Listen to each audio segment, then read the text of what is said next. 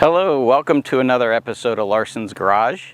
Today we're at Joyner Park in Wake Forest, beautiful park. Pan around a little bit, Nolan. It's a great park for walking around. It's very active on the weekends. Today I'm here to show you my 1979 Thunderbird Heritage Edition. A lot of people know of this model car. I believe this was Ford's biggest selling generation of Thunderbird, and so we've got a nice example here with 40,000 miles.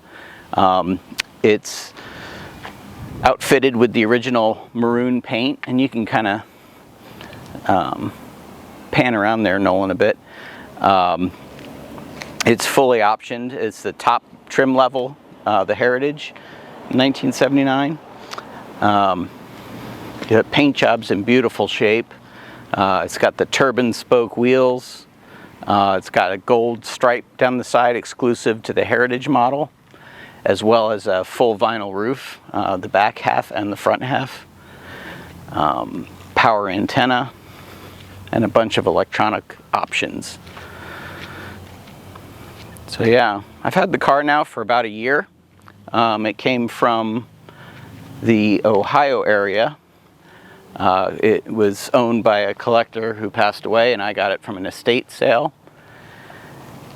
And I'm having a lot of fun with it. Haven't done much to it other than,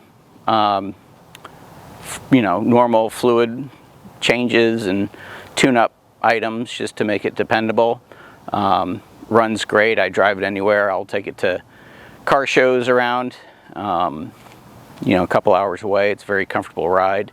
What's nice about these 70s cars is they have that classic look, but they have a lot of the actual modern conveniences with decent air conditioning systems and cruise control and very comfortable ride.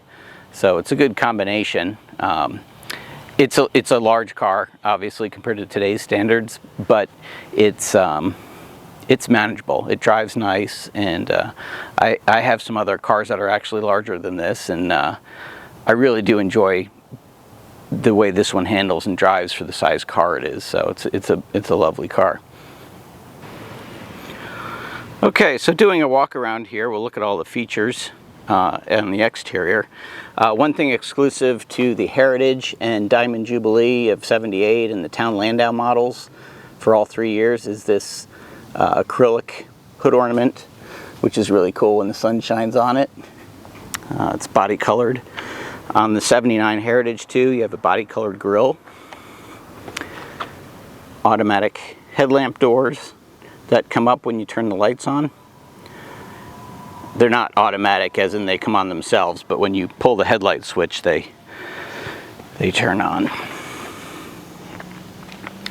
Again, it's got some nice gold striping, both on the hood and on the body side. This Heritage is equipped with the cornering lights, as well as the turbine spoke wheels. I just love these rims. They're so cool. I've got a set of these rims on my Mark V. They're slightly different, but these have the exposed lug nuts and a smaller cap. Very cool. They also have the side fins, similar to the Mark series. It's got the dual sport racing mirrors. It also has the light up key cylinder when you pull the door handle at night. And it also has the rocker panel molding brake trim on the bottom.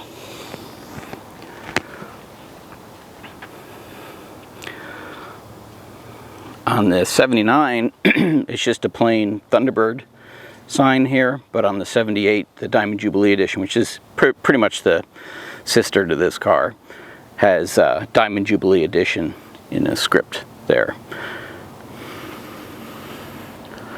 There's the Heritage nomenclature. Really is a beautiful paint color, the maroon. It's a single stage paint. It's not a clear coat paint, but wow, it really shines.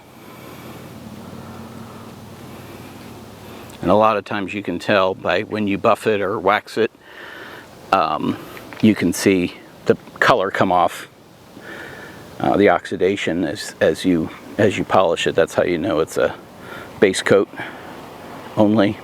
I think it's lacquer, because there is some really small cracking around in the paint you can see, and I think that's characteristic of the lacquer paints they used back then. But overall, this car just presents really beautifully. And what's nice is that it's original, hasn't been repainted. Really just is a really truly nice survivor.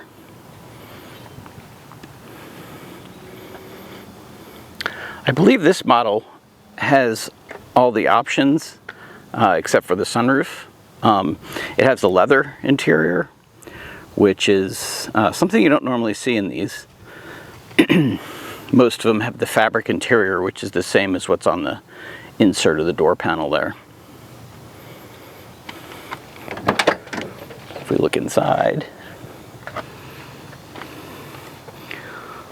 really nicely trimmed door panel on the Heritage, has the pull strap, and it has the fabric. This is the other option for the seats too. We'll have that real soft cloth. Power windows, power door locks, exclusive to the Heritage model, and in '78 the Diamond Jubilee. It's got a leather stitched dash panel, dash pad, as well as a unique steering wheel to this model with this Thunderbird insignia and leather wrapped wheel. Another item exclusive to the Heritage are the knobs for the controls. They have wood grain in them, as well as the seat backs are trimmed nicely with pull straps and a cloth insert and an ashtray. I believe the cloth insert and ashtray does come on the Town Landau model, but the pull straps are exclusive to the Heritage model. The leather is very soft, very comfortable.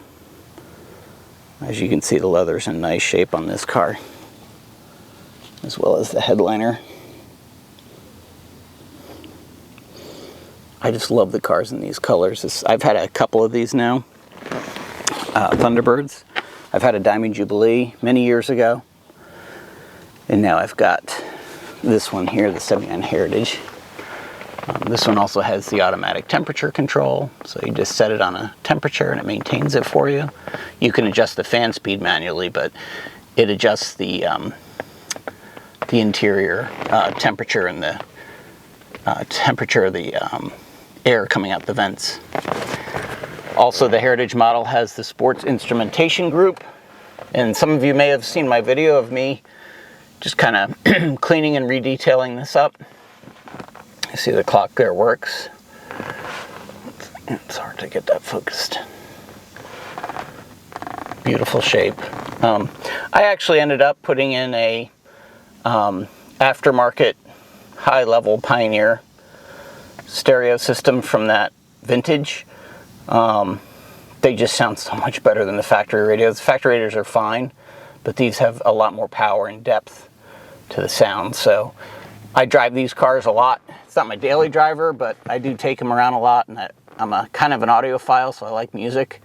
So it's nice to have a quality sounding system.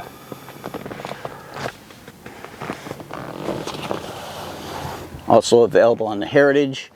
On the Heritage only, you get the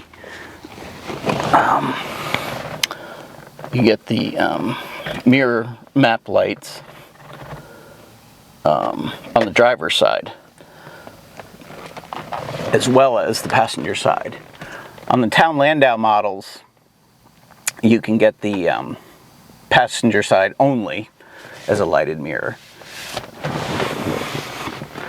The wood grain also is a ebony wood tone applique.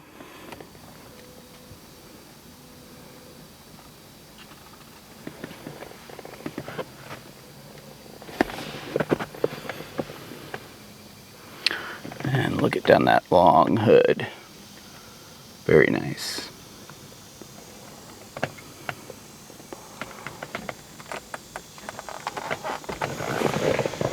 also has a nice cloth headliner roof. Map lights. And also courtesy lights in the back for the rear passengers. Really a beautiful interior. All right, let's look at the trunk. Okay, so let's check out the trunk. Oh, one thing I want to show you too is these cool keys that come with the Heritage. So in addition to the standard aluminum Thunderbird keys, you get these wood tone that match the dashboard keys, which is pretty cool. This is not a Ford keychain though, but the keys are pretty cool. All right, so let's look inside. All right, so you're in for a treat here. Look at this carpet. Very plush, really nicely trimmed. Carpet on the top, and there's a light in there. And it's all trimmed nice on the sides. And all around, beautiful maroon color matching the car. And then we have in here the original spare tire. Still has its original casting form marks on it. I don't think it's ever been on the road. I checked the date code and looks like it's from '79, so that's pretty cool. It's a Michelin tire. Very nice. Nolan and I have a few Lincolns of this era too, and this car is right up next to that. Very luxurious, definitely top of the line Ford here. So cool. All right, well, let's look at the engine next, and then we'll take it for a spin.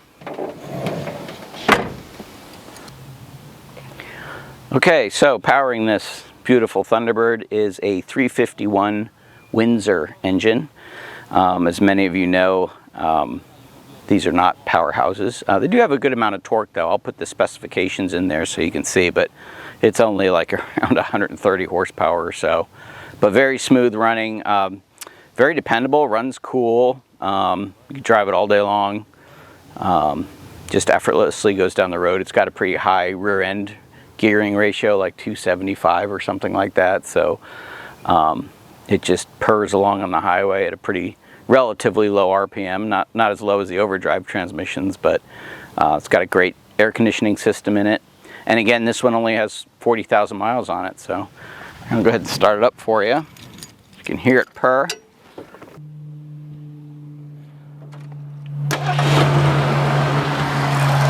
She starts right up. That Duraspark ignition works well.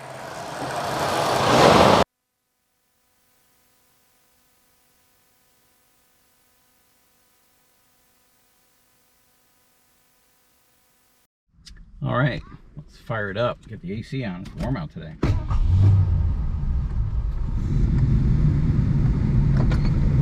Windows up.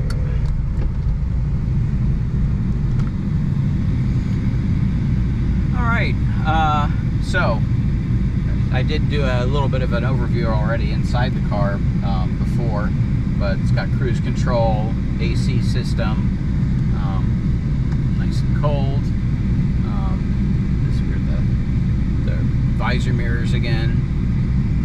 Got out, got low and high on both sides on the Heritage model. Really nice cloth leather or fabric on the top. And then with this car also came with all the owner's books. We've got owner card, consumer information, talking about passing distance, braking distance, tire information. It's pretty cool. Warranty, which I believe is expired now. Extended service plan. And then if you bought these cars new, you got a sleeve. Ford had been doing this, I think, since the 60s, but got the starting instructions, which on the, I think it was on the visor when the car was new. So it tells you how to start the car, cold engine, warm engine, and then how the seatbelt system works, the clips and all for that. So that's pretty cool to have all that stuff.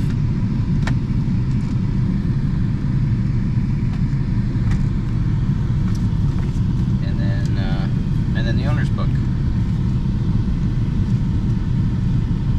Chock full of great information on the car.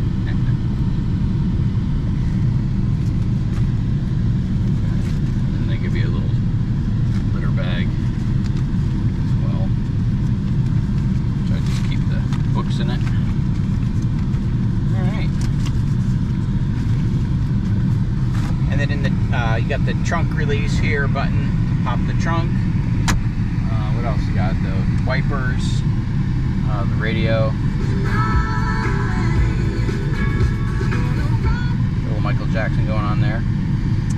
Power antenna switch, cigarette lighter, and ashtray, gear shift, tilt wheel, push the stalk in, the wheel goes up and down. Oh, and then also on the Heritage models, you got the brightly trimmed pedals as well. Our 78 Mark V Lincoln doesn't have that. I think the 79 Versailles we got does though. So very luxurious. And then you've got the original floor mats. They're new to 79, this design. All right. What else? Did I miss anything, Nolan? I don't think so. Time to take it for a ride. This thing is so quiet, you don't even know it's running. This would be probably a difficult car to drive with a stick. You couldn't hear the engine. Check out that hood.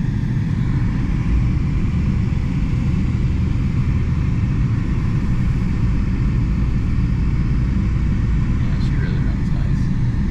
That's what I love about when you get these cars that only have like 40,000 miles or something on them. They just really feel like brand new. I had a Cougar recently, a 79 Cougar Black, really sharp looking, that I sold to who's now a good friend of mine, Mike, MJ, and he's having a lot of fun with it. But boy, that one had that new car feel too. That car has pretty low mileage, like 50,000 or 60,000 miles or something. These cars really ride nice. I know the highly trimmed Thunderbirds and all have the insulation package, which isolates more of the road noise and stuff. But yeah, it's just really a nice riding car.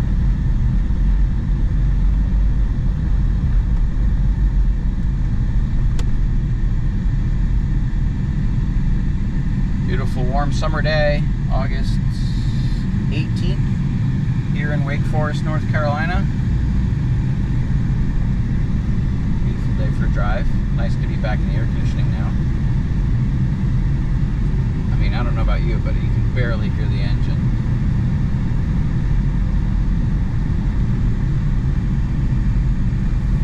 Get tons of comments on the car when you drive it. You know, you go get gas or something. And what's cool about this car is you usually run into people who knew people who had one of these Thunderbirds. Maybe not the Heritage model, but this generation, because like I said earlier, this is, I think, the top selling based on volume Thunderbird Ford had ever made.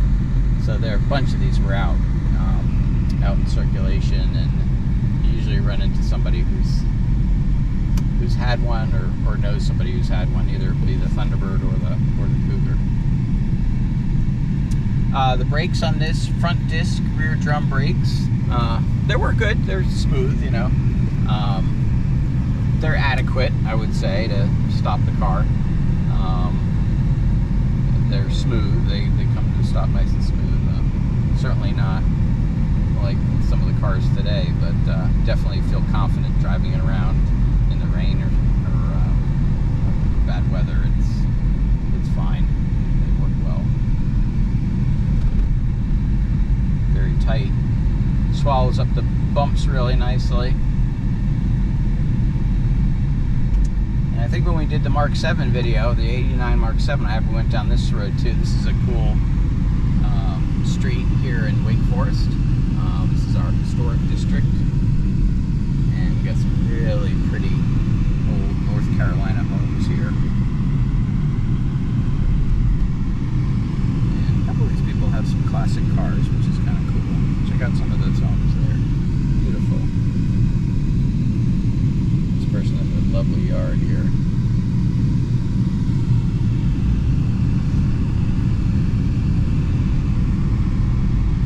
But yeah, you could drive all day long in this car and feel comfortable.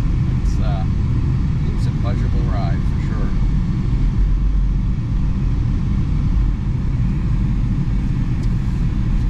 Like I said, the AC is automatic. We've got cassette player. I like the sports instrumentation group, they call it. It gives you a few more gauges over the standard cluster. Although I do like the standard cluster as well, but this also, in addition to what you get with the standard cluster with the temperature controls, you also get an oil pressure gauge and an amperage gauge as well. But the standard cluster does come optional with a tripodometer as well as a quartz electronic clock with day and date function, which is really cool.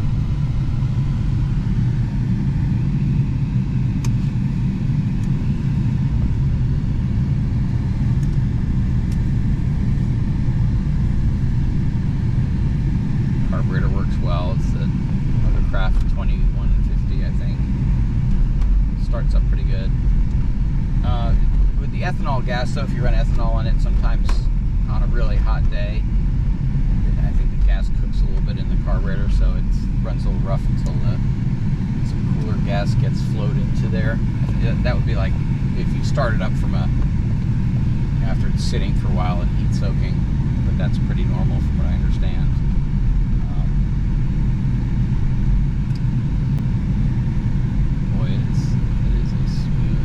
Car starts up right away when it's cold. Just give it a shot of gas and turn the key and it kicks right over. What do you like about this car, Nolan? I probably like just the originality of it, and how quiet it is when you drive it, and how luxurious and smooth it is. Yeah, it's very comfortable for sure. And you're 14 now this year, and you've experienced a few of these cars now that I've owned. Of this generation, and this is definitely one of the nicer ones. Like I said, this one has lower mileage, and it's just really tight feeling. It just drives like a brand new Thunderbird. Like that 79 Cougar I had was very similar to this.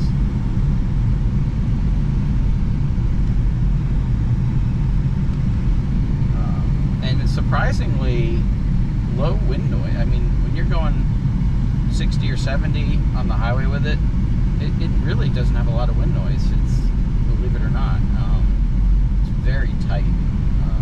Still running on all the original weather strips, and it's really good. Oh, I forgot to mention too what we also have, and I'll take a picture of it and put it in the video, but we have there's a gold plated ownership plaque that gets applied to in front of the glove box here, and I've got it. It's got the original case it came in and stuff, so I'm gonna get a picture of that and show you. But it's a gold plaque. It's got the Thunderbird bird emblem on it that's like on the hood, and it just says made especially for, and then the original owner's name is inscribed in it. So I've got mine out to get it changed to have my name on it, or our family's name. I think, what do we do with the Mark V? We had the Larson family, I think. Yeah. So we'll probably get a similar inscription on this one. And so probably the next time I do a video of this car, or you see this car, it'll have that thing attached to the glove box. So, all right. Well, I guess that wraps it up for our overview of the Thunderbird.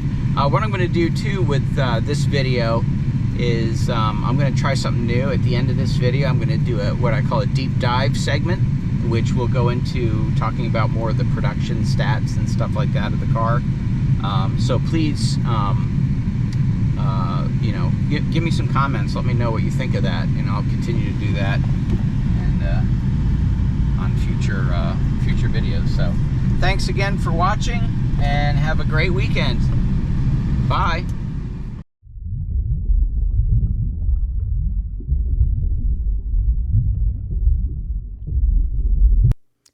Here are all the books and manuals I've got for the car.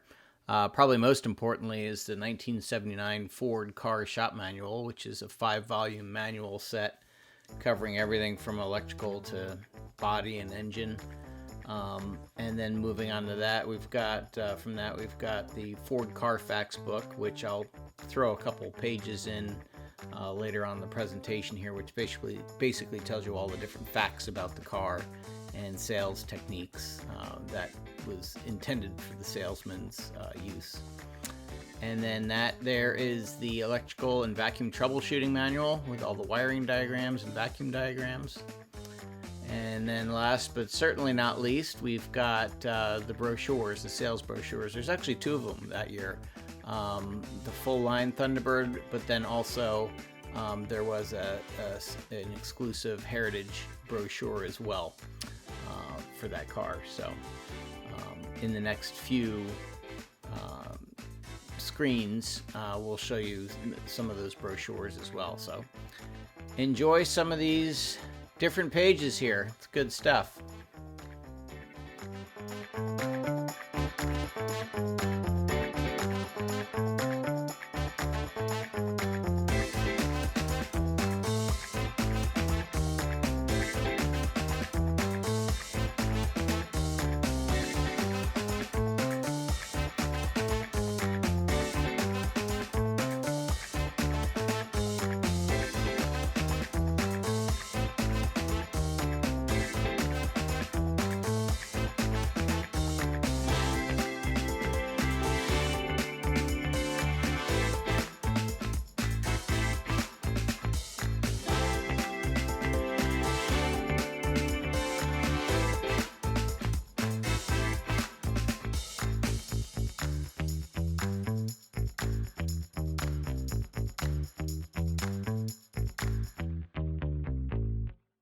Here is an example of the sales brochure for 1979.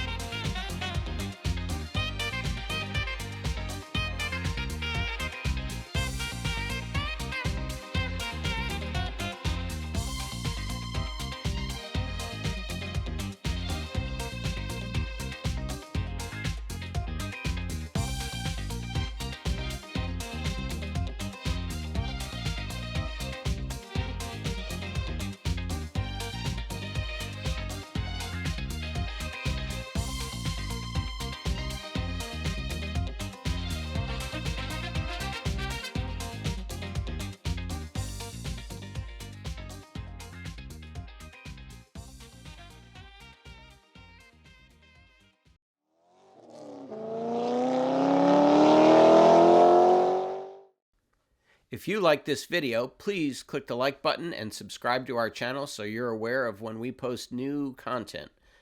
Happy motoring!